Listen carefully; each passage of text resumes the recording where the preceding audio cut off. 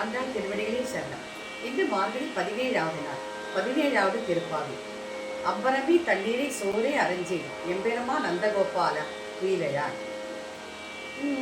அம்பரவே தண்ணீரே சோரே அறம் செய்யும், அம்பரவே தண்ணீரே சோரே அறம் செய்யும் எம்பெருமானந்த கோபாலா துயிலேடாய் கொம்பனார்கள் கொழுந்தே புனவிளக்கே, கொம்பனார்கள்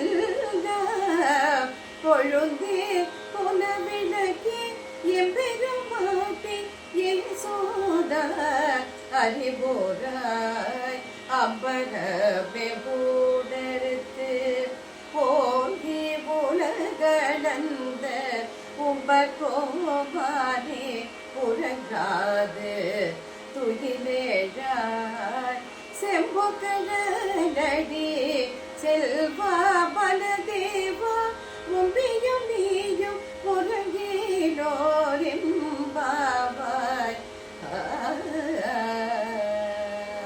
இந்த திருப்பாவையில ஆண்டாள் அரண்மனைக்குள்ள போயாச்சு தோழிகளோட. இப்போ முதல்ல உறங்கி கொண்டிருக்கும் நந்தகோபாலனை எழுப்புறார். எப்படி அவருடைய திருக்குணங்களை எல்லாம் சொல்லி எழுப்புறார்.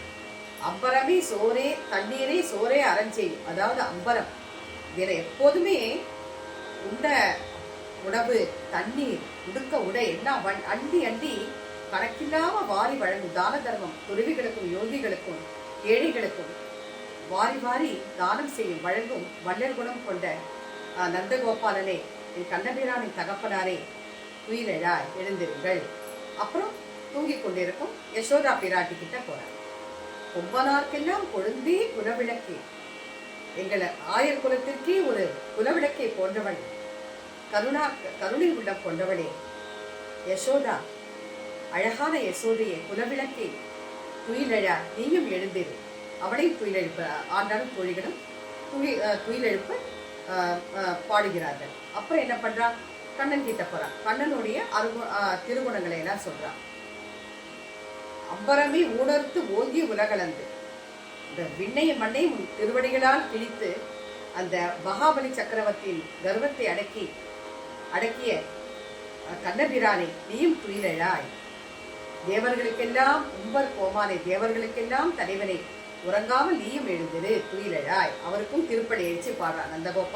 நந்தகோபாலன் யசோதை கண்ணன் வரிசையா திருப்படி எழுச்சி பாடிட்டே வர ஆண்டாலும் அவன் தோழிகளும். கடைசியா இப்ப பலராமன் கிட்ட போறா. யாரு? கண்ணனின் சகோதரன் செம்பொற்கழலடி செல்வா பலதேவா, செம்பொன்னாலான சலங்கை அணிந்து கொண்டிருக்கும் செல்வ திருமகனே பலதேவா, நீயும் உன் தம்பியும் உறக்கத்திலிருந்து துயிலெழுங்கள், விழித்துக் கொள்ளுங்கள். அவர் பலதேவாக்கும் பலராமனுக்கும் ஆண்டாளும் தோழிகளும் திருப்படி எழுச்சி பாடுறான். மாதிரி ஒவ்வொருத்தரா எழுப்பிட்டு வரா இந்த திருப்பாவையில ஆண்டாள். இன்னொன்னு என்னன்னா, அந்த திருப்பாவையில அம்பரமே ஊடறுத்து ஓங்கி உலகளந்த உம்பர் கோமானே, அதான் வாமன அவதாரத்தை பத்தி சொல்றான். 3வது திருப்பாவையில ஏற்கனவே சொல்லியிருக்கா.